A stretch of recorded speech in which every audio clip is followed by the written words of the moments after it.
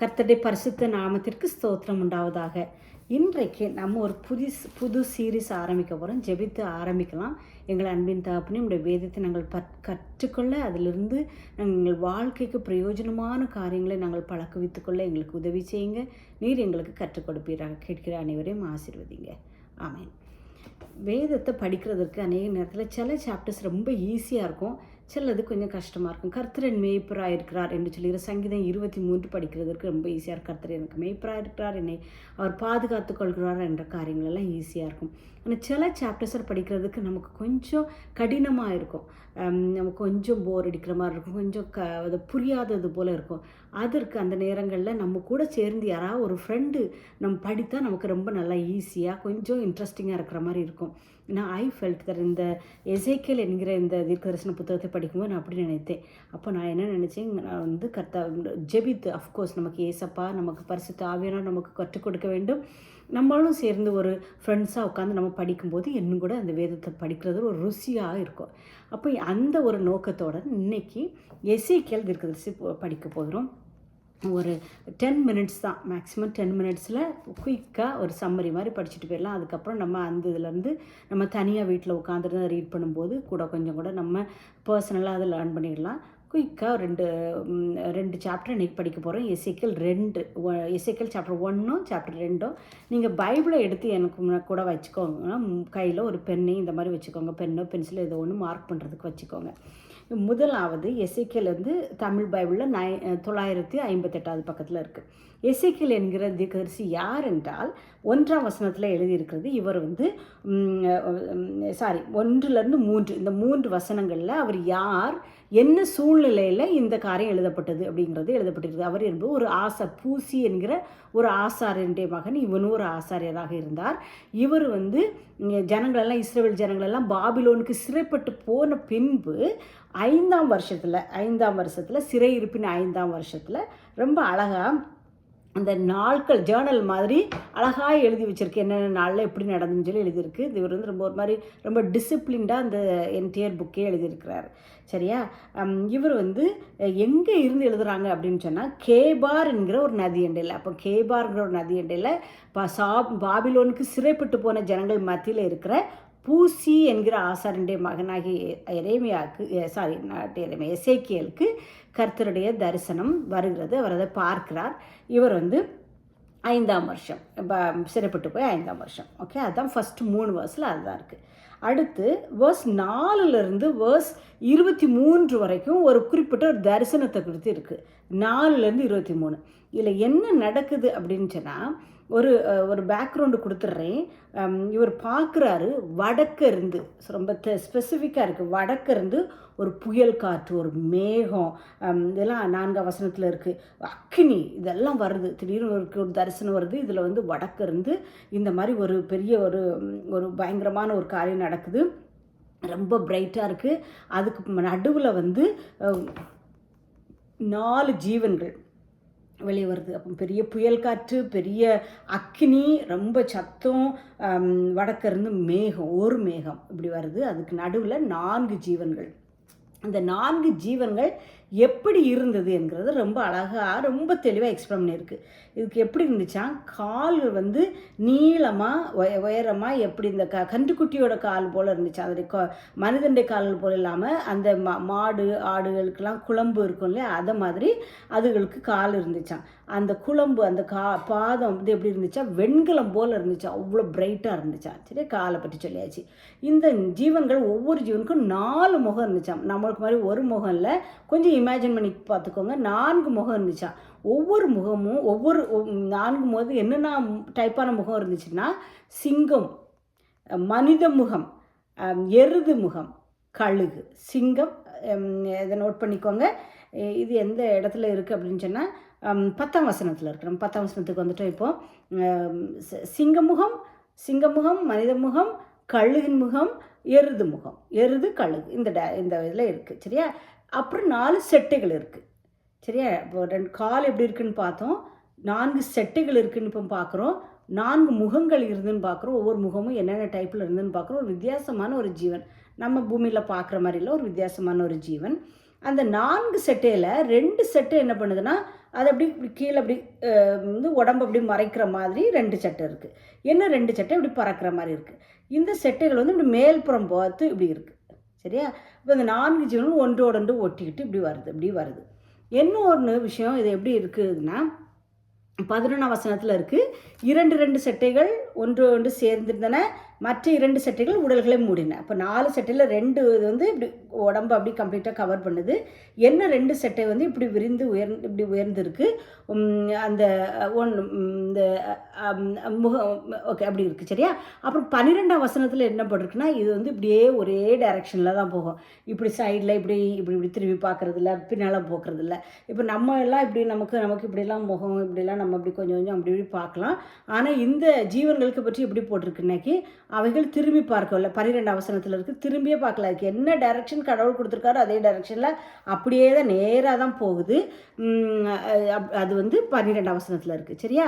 அப்புறம் வந்து இந்த அப்புறம் என்ன நடக்குதுன்னு சொன்னால் இந்த ஜீவன்களுக்கு ஆவி வேணும் இல்லையா? இந்த ஆவி வந்து பெரிய சக்கரத்தில் இருக்குது. இந்த சக்கரங்கிறது தனியாக இருக்குது. ஆக்சுவலாக இந்த சக்கரத்தை குறித்து எங்கே எழுதியிருக்குதுன்னு சொன்னால் 16ஆம் வசனத்துலேருந்து இருக்குது. 15 16 17 அப்படியே 20 வரைக்கும் 21 வரைக்குமே இந்த சக்கரத்தை பற்றி தான் எழுதியிருக்கு. பெரிய வீல், சைக்கிள்லாம் இருக்கிற வீல் மாதிரி அப்படி ஒரு பெரிய வீல் நினச்சிக்கோங்க. மிகப்பெரிய வட்டமாக இருந்து அப்படின்னு போட்டிருக்கு. அந்த பெரிய வட்டம் அதில் 4 இது ஒன்றுக்குள்ளே ஒன்றா 4 இருந்துச்சு. ஒருவேளை நடுவில் ஒன்று அப்படி ரவுண்டாக இருந்திருக்கோன்னு நினைக்கிறேன். அது சுற்றிலும் கண்களாக இருந்துச்சு. எல்லா இடத்தையும் பார்க்கக்கூடிய அளவுக்கு கண்களாக இருந்துச்சு. இந்த சக்கரத்தில் தான் ஜீவன் இருக்குது. அப்போ இந்த அந்த ஆவி இருக்குது, அந்த ஜீவன்களுடைய ஆவி இருக்குது. முதல்ல பார்த்தோம் இல்லையா, 4 முகங்களுடைய ஜீவன்கள், அதனுடைய ஆவி இந்த 4 சக்கரமுடைய இந்த இதில் இருக்குது.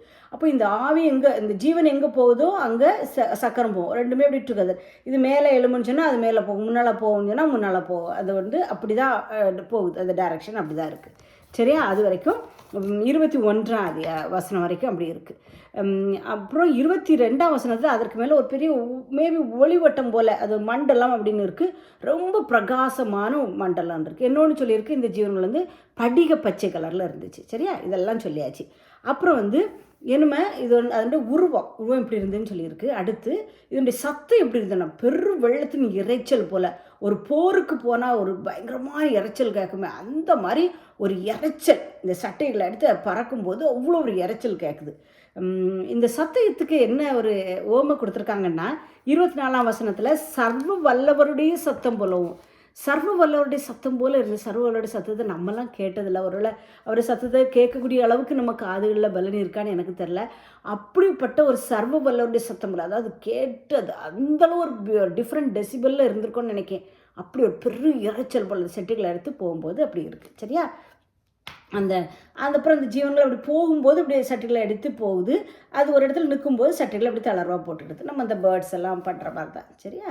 அப்படி தான் போகுது. சரி, இது வரைக்கும் பார்த்தாச்சு.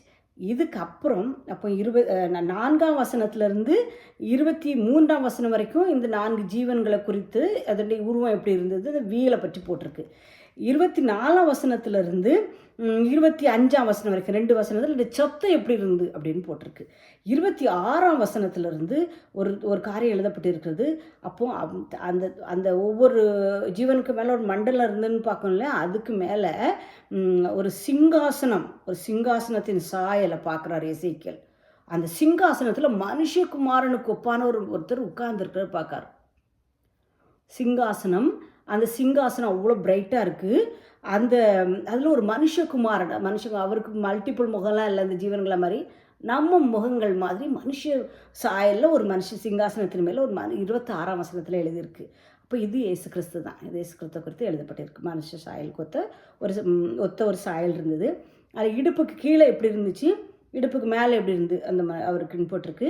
இடுப்பாக காணப்பட்டதுக்கு மேலெல்லாம் அக்னிமயமாக இருக்குது. அவ்வளோ பிரைட்டாக இருக்குது. எசேக்கியேலுக்கு அது எப்படின்னு அதை புரிந்து கொள்ளக்கூடிய அளவுக்கு அந்த ஷேப் எப்படி இருந்து அதெல்லாம் சொல்லக்கூடிய அளவுக்கு அவருக்கு பார்க்க முடியல. அவ்வளோ பிரைட்டாக அக்னிமயமாக இருக்குது.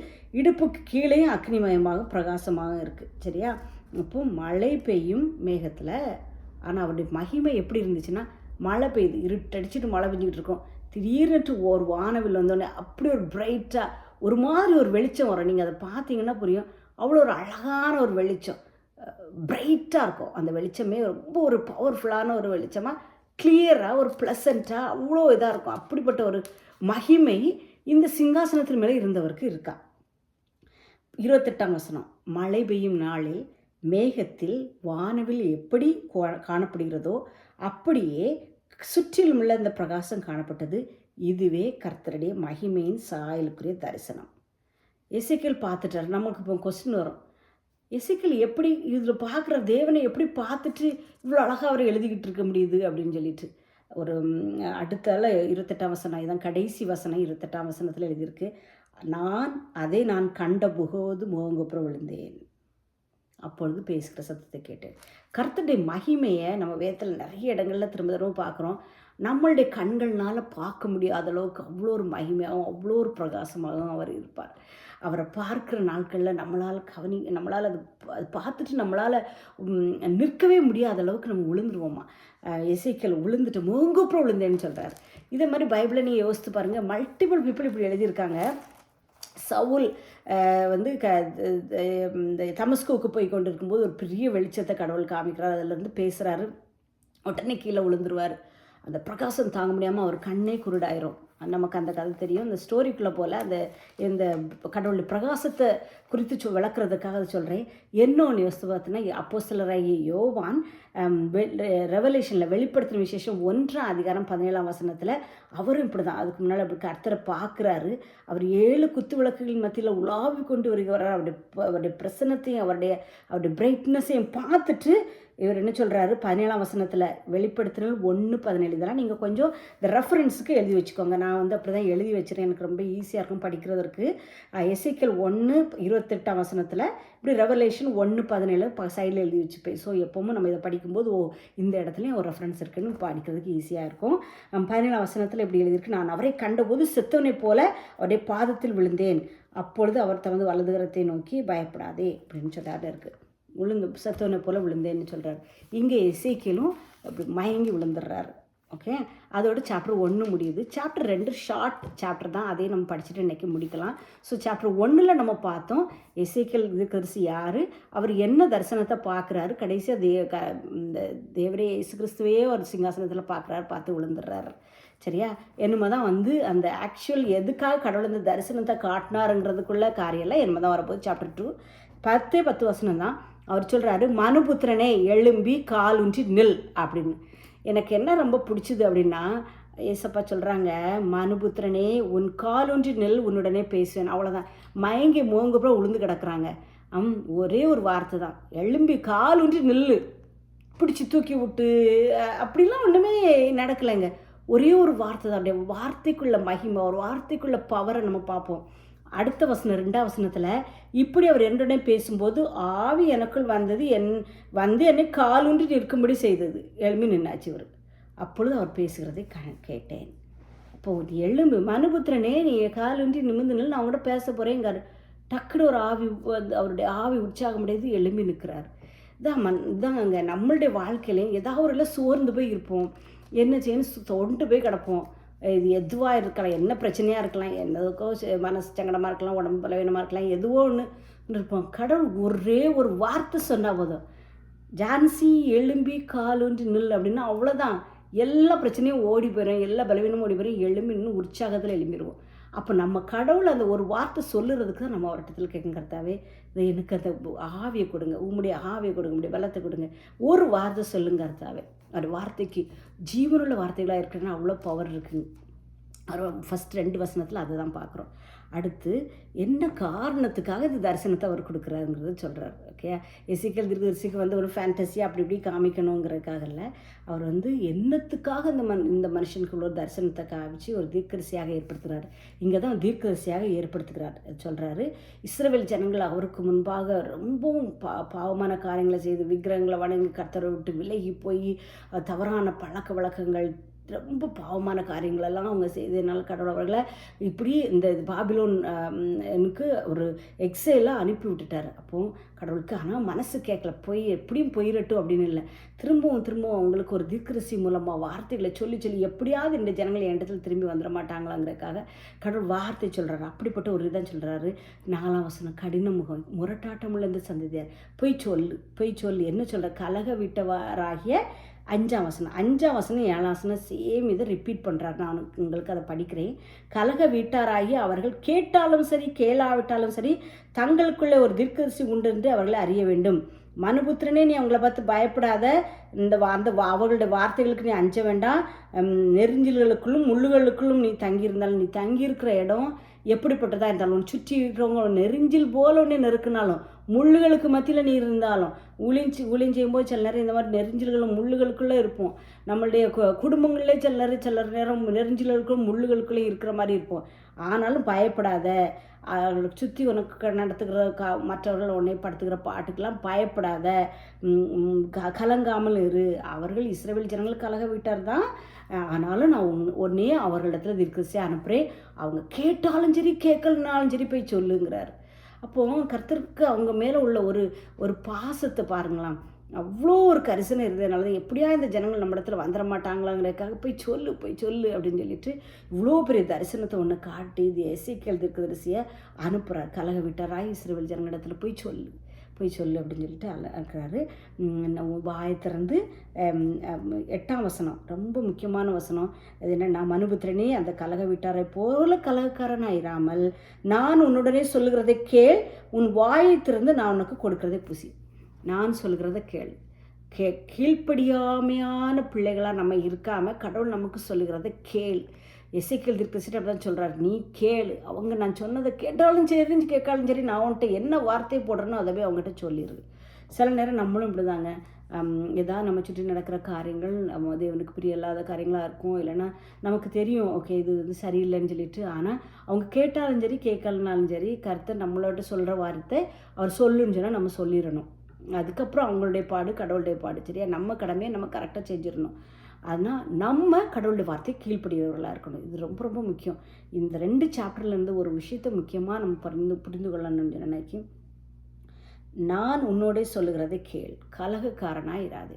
கடவுள் நமக்கு இந்த வேதத்தில் சொல்லுகிற காரியங்களை கேட்டு அதன்படி கீழ்ப்படுகிறவர்களாக இருக்கணும். அப்படி இல்லைன்னா கடவுள் நம்மளை கலகக்காரர்கள் அப்படின்னு சொல்கிறார். அப்படிப்பட்ட கலகக்காரர்களாக நம்ம இல்லாதபடி எசேக்கியேல் தீர்க்கதரிசி கீழ்ப்படிந்தார். இது ஒரு மேஜர் ப்ராஃபிட்னு சொல்லுவாங்க. ஒரு பெரிய தீர்க்கதரிசி, ஒரு நிறைய சாப்டர்ஸ் இருக்குது. நம்ம ஒரு ஃபியூ சாப்டர்ஸாக கம்பைன் பண்ணி நம்ம எவ்ரிடே நம்ம படிக்கலாம். இதிலேருந்து ஒரு பெரிய ஏதோ திருஷ்டாந்தங்களையோ அதையோ நான் டிஸ்கஸ் பண்ணுறதுக்காக நான் இந்த மெசேஜ் ஆரம்பிக்கலை. பட் இதில் நம்ம பைபிளை நம்ம தெரிந்து கொள்வோம். இப்படி ஒரு சாப்டர் இருக்குது, இதிலேருந்து கடவுள் நமக்கு என்ன சொல்லுகிறார் என்று புரிந்து கொள்வோம். அப்படியே கர்த்தர் நம்ம கூட நம்ம சொல்லுகிற வார்த்தைகளை நாமும் கேட்டு கீழ்ப்படுகிறதுக்கு நம்ம ஒப்புக்கொடுப்போம். எசேக்கியேல் சாப்டர் 1, 2 நாளைக்கு அடுத்த சாப்டர் நம்ம படிக்கலாம். நீங்கள் உட்காந்துருந்து என்னமே இந்த ஒரு பேஸை கேட்டுட்டு போய் உட்காந்து வசனமாக உட்காந்துருந்து அதை ரைட் பண்ணும்போது கடவுள் உங்களோடு இன்னும் தெளிவாக அநேக காரியங்களை குறித்து பேசுவார். கர்த்தர் உங்களை ஆசீர்வதிப்பாராக.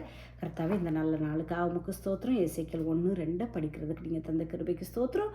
அப்பா, கேட்டுக்கொண்டிருக்கிற உங்களுடைய பிள்ளைகள் ஒவ்வொருவருக்கும் உங்களுடைய ஞானத்தை கொடுத்து உங்களுடைய வேதத்தை புரிந்து கொள்ள கிருபை தாங்க, அவர்களை ஆசீர்வதிங்க. அப்பா, நாங்கள் கலக விட்டாரா இல்லாமல் கர்த்தர் நீங்கள் சொல்கிறத நாங்கள் கேட்க எங்களுக்கு நல்ல ஒரு இதயத்தை தாங்க. இயேசுவின் ஜெபங்கள் பிதாவே, ஆமென்.